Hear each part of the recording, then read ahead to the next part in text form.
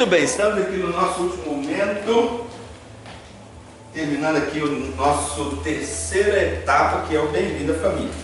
Nós não passamos tudo, lição por lição, porque não dá nesse processo aqui do mutirão. Pontuamos algumas coisas, vocês entenderam como que é gostoso, como que é fácil fazer, né? Pontuamos de cada livro algumas coisas. Então, no Bem-vindo à Família, é o discipulado propriamente dito. Vocês viram que ele trata muito a questão de cura, né? Vai tratar muito a questão de cura. E a pessoa, quando ela vem do mundo para Cristo, ela vem com história, cada um com a história mais arrebentada que a outra, né? E aí ela vem para ser tratada, para ser cuidada. Então algumas coisas precisam ser pontuadas na vida dessa pessoa, nos relacionamentos, etc. Irmãos, todos nós, eu tenho aqui no meu braço, tá vendo? Que é facada, tudo mesmo, brincadeira. Isso aqui foi uma vez que eu estava brincando, caí, bati no azulejo, cortou meu braço. Eu tenho essa marca. Dói? Não. Sangra? Não. Está sarado, cicatrizou. Mas a cicatriz ficou. Do mesmo jeito que no nosso corpo nós temos cicatriz, eu tenho, não sei se é desse lado, do lado de cá, assim, um cortezinho que foi quando eu era criança. Tinha um cachorrinho lá, brincando, foi lá e mordeu meu bochecho e quase furou. Aí eu fiquei com a cicatriz de um mordida de cachorro. Tem um na perna aqui também de cachorro. Então você vê que cachorro gosta muito de mim, né? Nós temos as nossas cicatrizes. Todo mundo tem uma cicatriz da injeção, né? A minha é mais feia. A minha é bonitinha. Uma mais feia que a outra, mas todo mundo tem uma cicatriz no corpo. E aí eu digo para você assim, que na nossa alma também ficam as cicatrizes. A nossa história é pontuada, a nossa história muitas vezes é pontuada por cicatrizes, né? Um trauma da infância, uma morte, um ente querido, uma traição, um erro, enfim, nós temos as nossas marcas, não é verdade? Sim. Temos as nossas marcas. Então as pessoas quando vêm para a fé, elas vêm toda marcada, vêm toda arrebentada, né? Vamos dizer, a história delas todas arrebentadas. E aí precisa de cura.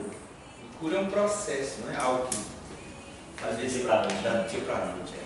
Então, liberar um perdão, tratar uma questão de uma mágoa, né?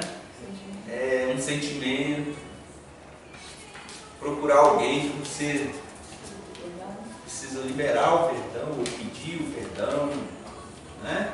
Algumas confissões, às vezes a gente anda, vamos dizer assim, Jesus nos liberta, mas você continua andando assim, né? Você acostumou a andar com um fardo de pecado. Você esqueceu que você está sem ele, você pode andar agora erguido.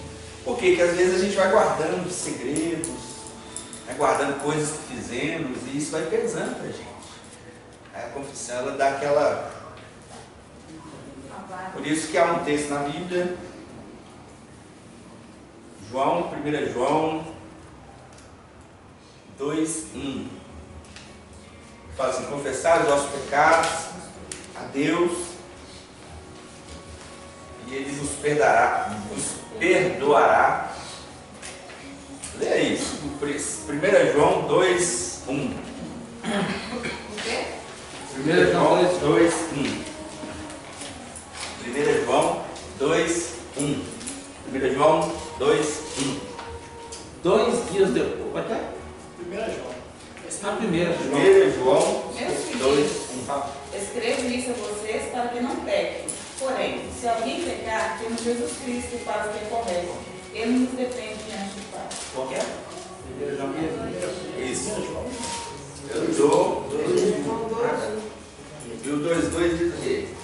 É por meio Confessar, não faz. Confessar, não é por meio do próprio Jesus Cristo que os nossos pecados são perdoados. Não somente os nossos, mas também os pecados do mundo inteiro. Isso, é porque na outra versão fala assim, né?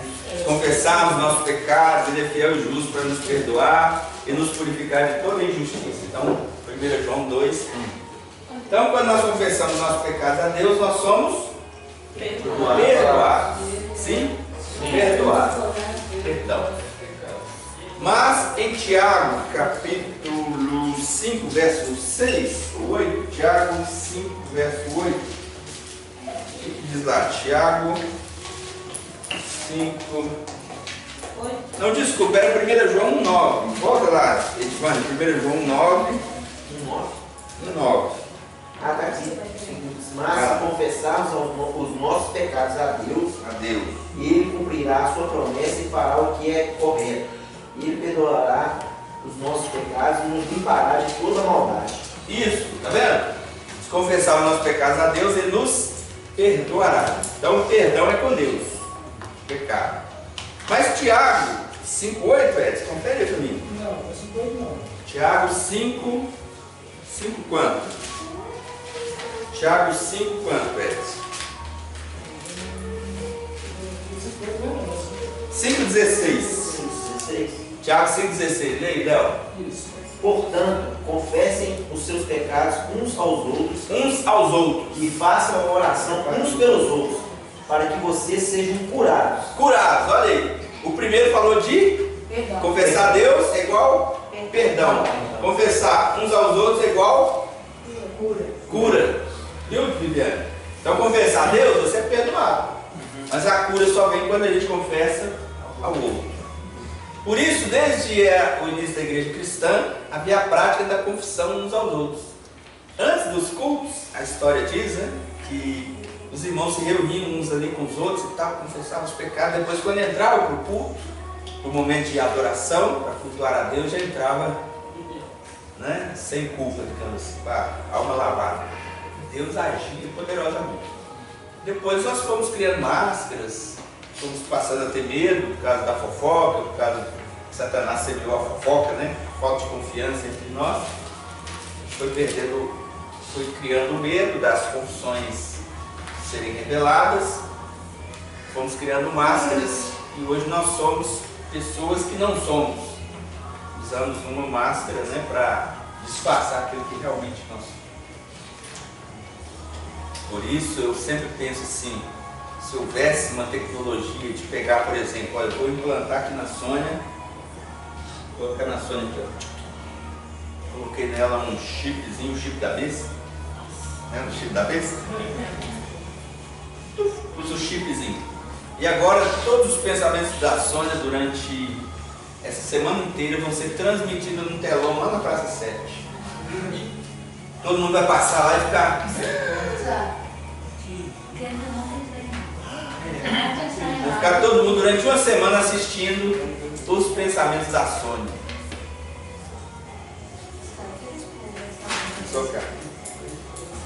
Esse é filme de romance, terror, drama, novela da Globo. Mas assim, se você fosse desnudada dessa maneira, isso É comédia? para todo mundo conhecer você assim, na sua profundeza.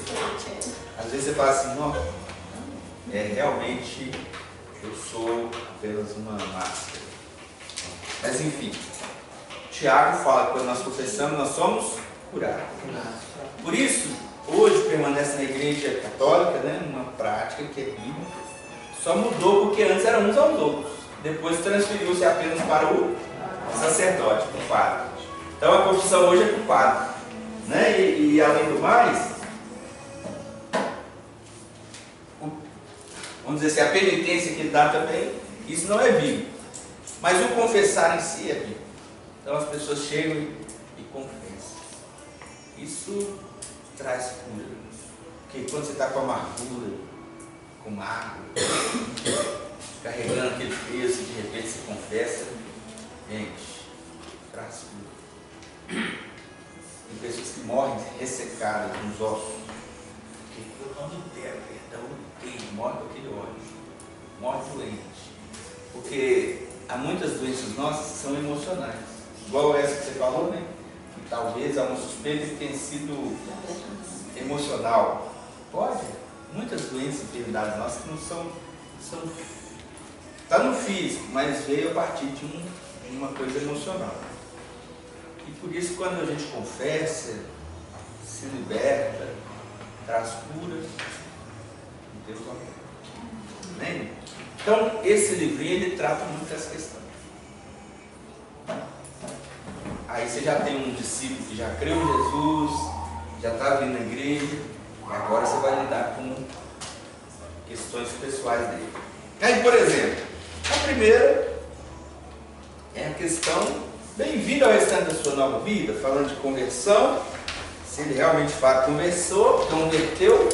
Aí um desafio prático, que é aquele checklist, né, que nós fizemos aqui, para saber. Aqui é só uma referência, né? Pode ter um monte de outras coisas, mas só para você ter uma ideia, né, de algumas coisas. Você diga, ó Deus, nessa listinha aqui eu já marquei esse tanto, imagina se a lista fosse maior, né, mais precisa, assim, mais detalhada. Então, é um checklist para a gente ver como está a nossa vida assim, com Deus, o que eu estou precisando. Depois a gente vê aqui, prepare para as provações. Aí você vai apresentar para o seu discípulo que, olha, você vai ser provado, né? Às vezes seu pai vai ficar contra você, seu marido, você vai ter provações. O vir para Cristo não significa agora está tudo bem, pelo contrário, agora as provações começam. Além das provações vão vir as tentações, né? Tentação pode vir de salto alto, né? Pode vir rasteirinha. Pode vir com os braços assim meio abertinho. Pode vir na forma de um doce, né? Pode vir na forma de um copo com líquido amarelo. Com a malinha cheia de dinheiro. Com a malinha cheia de dinheiro. Então, a malinha não pode ser essa cor. A malinha é muito humilde. Então a tentação pode vir de várias formas, né? Se eu passar na frente de um boteco, entrar lá e tomar um Del Rey, porque a garrafa parece cerveja, com uma coxinha, não tem problema nenhum. Mas talvez a outro irmão que veio já vencendo a tentação da bebida e que ele tem que lutar todo dia, ele não pode nem passar na porta do boteco, porque ali é uma fonte de tentação para ele.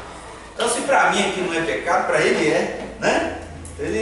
Aquilo é uma tentação. Ele sabe que se for lá e de repente o cara falar, antes de ele acabar de falar, o cara já pega e cai. Jesus aparece no mal, né? Exato. A Thaís, por exemplo, tem dificuldade com doce. Ela fala, eu vou abrir uma loja de guloseimas, porque eu sou forte. E vai vender doce, chocolate, né? Abrir uma fábrica de chocolate e vender. Isso. Eu posso fazer isso, você pode, ela não. É uma fonte de tentação. E ela não pode fazer isso. Mulher, né, tem certas situações que você não pode dar bobeira, né? Não pode dar bobeira. Então, por exemplo, casar com namorado, andando muito de carro sozinho, ficando em lugares que estão só eles dois, não dá, é fonte de tentação, não é? Depois que você casa, você pode ficar um fogo, mas antes de casar tem uma tentação. Não tem tentação. Mas talvez tem gente que, não, mulher para mim não tenta não. Mas se balangar uma notinha de 50 na frente dele, aí o cara fica doido, né? Então tem gente que o dinheiro é que é a fonte de tentação. O outro é o poder, né? Qualquer cargozinho que ele assume, que ele vai estar numa posiçãozinha de liderança e que as pessoas vão ver e reconhecer, é a fonte de tentação. Então, não sei. A de Eva foi uma fruta. A de Davi foi uma mulher bonita. A de Sansão também. A de Judas foi dinheiro. E a sua? Qual que é a sua fonte de tentação? Seu calcanhar de Aquiles, seu ponto de fraqueza? Né? Cada um de nós talvez tenha, talvez não, todos nós temos o nosso ponto de fraqueza. Hoje tem computador, né, que às vezes é uma fonte de tentação. Você não ficou sozinho, olhando para um lado para o outro, não tem ninguém olhando. Ao seu lado. Então, enfim. Confessar os pecados, tem uma lição aqui de confessar os pecados. Você já fez o checklist lá agora, você vai incentivar a pessoa a confessar os pecados. Perdoar. Então, uma lição aqui que você vai falar, meu amigo, agora que você conhece a Cristo, você precisa perdoar.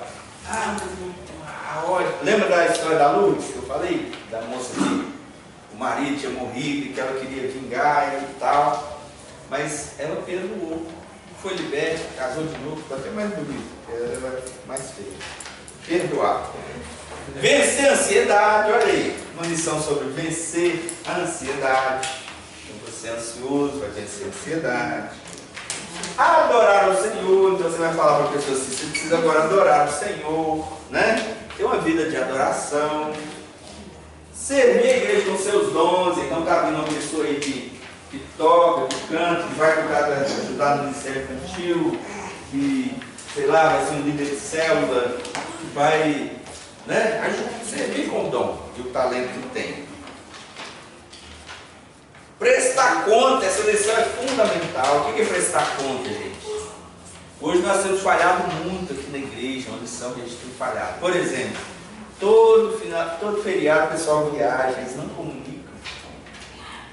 A gente faz questão de comunicar, até por cuidado, né? A gente pensa assim, gente, eu gostaria de estar orando por você, né? Que a gente soubesse, não é para...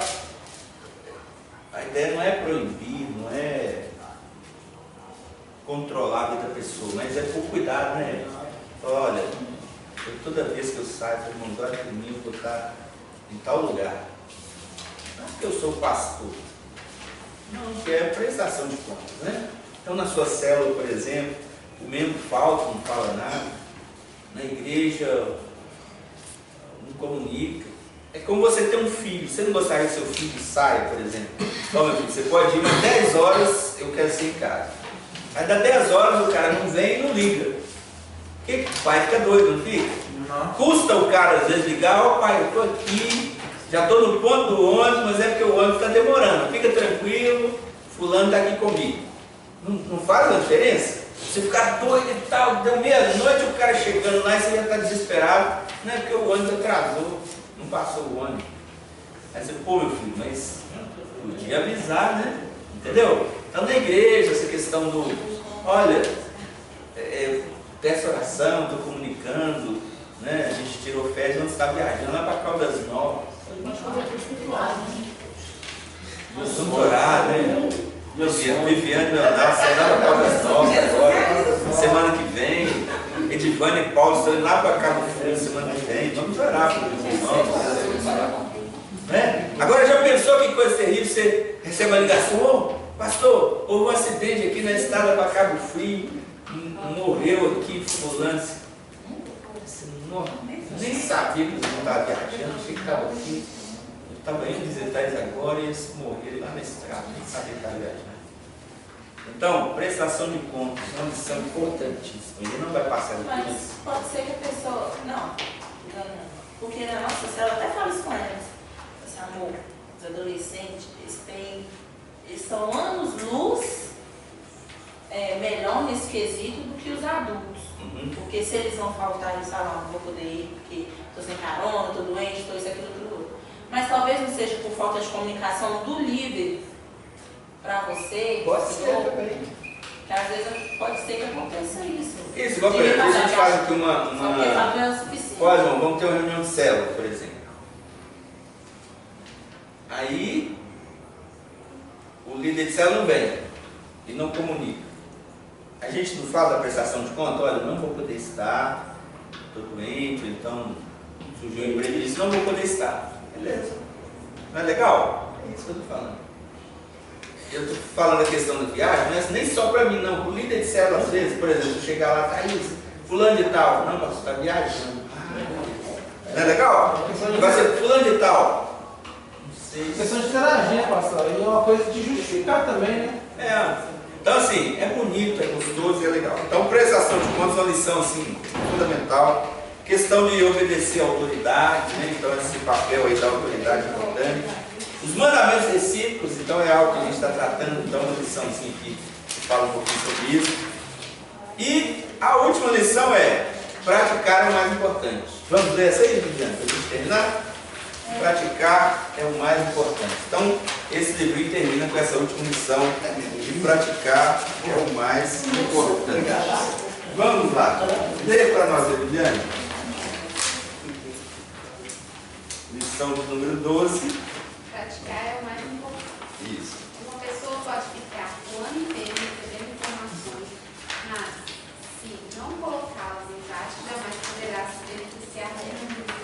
Quando alguém procura uma autoescola, aprende tudo sobre leis de trânsito e mais coisas. Mas se não fizer aulas práticas, jamais conseguirá sua habilitação para dirigir veículos. Assim também, se não colocarmos em prática os ensinos que recebemos, não entendemos o mais importante do discipular. Ok? Então, mais importante do discipular não são as informações que eu te passei, irmão. É você praticar. Então, eu te falar que você precisa perdoar, você tem essa informação, mas você não perdoa, então não resolveu nada. Falar que você precisa ser dizimista e você não é, não resolveu nada. Você precisa orar, você não ora, você precisa ler a Bíblia, você não lê, que você precisa vir na igreja, você não vem, que você precisa batizar, você não batiza. Então, em suma, é igual ir na autoescola para que as leis de trânsito, mas não ir lá tirar a carteira, aprender a dirigir mesmo. Então você aprende aquilo para quê? Agora nós vamos para o carro, quando você dirigir, você vê aquelas plaquinhas. Ah, agora eu entendi o que serve essa plaquinha. Mas é na prática. Ok. No livro de Deus, somos ensinados que a obediência decorre da fé. Obediência decorre Da fé. Quando exaltamos a obediência como uma forma correta de agradar a Deus, não quer dizer que estamos tentando convencer a Deus por meio das nossas obras. Antes, nossas obras simplesmente dão testemunho de que realmente temos fé em Cristo, ao ponto de obedecermos aos seus ensinamentos. isso. Tá vendo? Então não é que agora eu estou vivendo a vida correta, eu estou convencendo a Deus que eu mereço salvação. Não, pelo contrário. Eu só estou fazendo isso porque um dia o Senhor me salvou e eu realmente mostro que eu tenho fé em Cristo Jesus. Deixa a Ivane continuar. Vai lá, Ivane.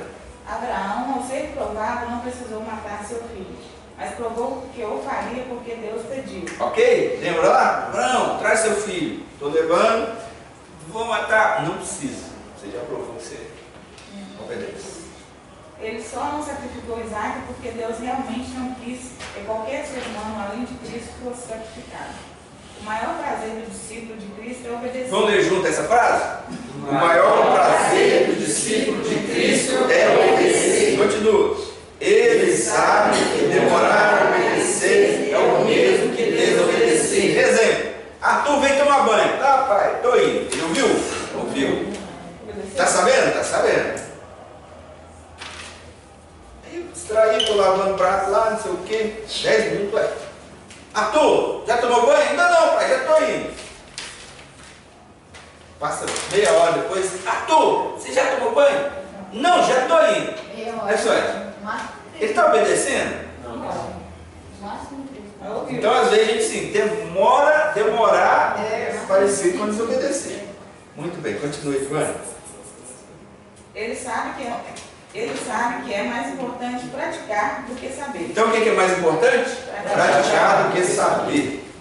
Como discípulo, agora você sabe o que Cristo espera de você. Está disposto a obedecê-lo e andar segundo os valores do Evangelho do Reino? Curta e eficaz. Deixa eu ver aqui. Aí a pergunta 4. Lê para nós aí, Thaís. Em quais áreas você ainda está desobedecendo a Deus? Faz a relação lá. Tem mais uma folha em branco?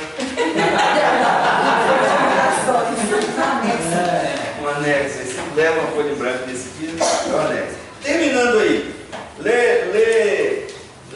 Lê para nós aí, só esse parágrafozinho. Chegamos ao fim desta série. Gostaria que você respondesse sinceramente.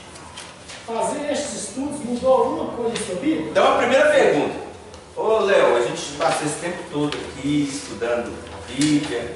Né? Você lembra aquele dia que você foi lá em casa, foi feijoada, a partir dali a gente começou a estudar a Bíblia e tal. Você podia fazer uma coisa agora, né? Brincadeira. Mas olha aqui. Você acha que mudou alguma coisa na sua vida, Léo? Com esses estudos que nós fizemos? Com certeza. Vai lá, Edson. Obrigado por compartilhar sua vida comigo. Obrigado por deixar compartilhar minha vida com você. Agora que a minha missão com você chegou ao fim, o que faremos? Agora, Léo. Agora, Viviane. que eu tinha para fazer com vocês, meus caros, eu já fiz. E agora? O que nós vamos fazer? Vamos Agora é ganhar, consolidar. Agora é o momento assim, Léo. Ô Léo, puxa vida, vamos alcançar outra pessoa para Cristo, né? Você não acha que tem outras pessoas precisando disso que eu fiz com você, Léo? Você não acha, Juliana? Ah, tem sim. Então, aquele amigo seu que você já está orando dele, aquela lição nossa lá que ele desafiou você e tal. Vamos procurar ele, vamos conversar com ele e tal. Foi bom ou não, gente? É gostoso ou não? Você entendeu agora o que é o discipulado? É bom ou não? Então vamos discipular? Amém. Vamos ou não? Vamos arrumar uma pessoa para a gente discipular? Você topa, cara? Claro que você vai estar passando pelo processo, mas você já pode estar passando pelo processo e eu mesmo tempo discipulando o outro. Muito bom. Fala assim, é difícil fazer isso que nós fizemos? Não, você vai lendo junto com a pessoa, tirando dúvida. Você precisa saber tudo? Não. Se a pessoa tiver uma dúvida, fizer uma pergunta e você não sabe responder. Olha, nesse momento eu não sei responder, mas eu vou procurar saber e na próxima lição a gente faz aqui, eu trago a resposta. Beleza? Tranquilo assim. Porque o mais importante é o compartilhar de vida, é o relacionamento. Isso aqui é só a ferramenta. Mas é uma ferramenta eficaz, fácil de usar. Maravilha. E quando você está num relacionamento discipulado, é gostoso demais. Não é, Sônia? Você já tem essa experiência. É muito gostoso, muito bom. Você vê a pessoa crescendo na fé. Né? Começou ali toda crescendo na fé. É muito bom. Amém ou não? Amém. Vou desligar ali e a gente termina aqui com oração, tá bom? Agradeço aos nossos telespectadores aqui, que eu não sei quem está nos assistindo. Até a próxima.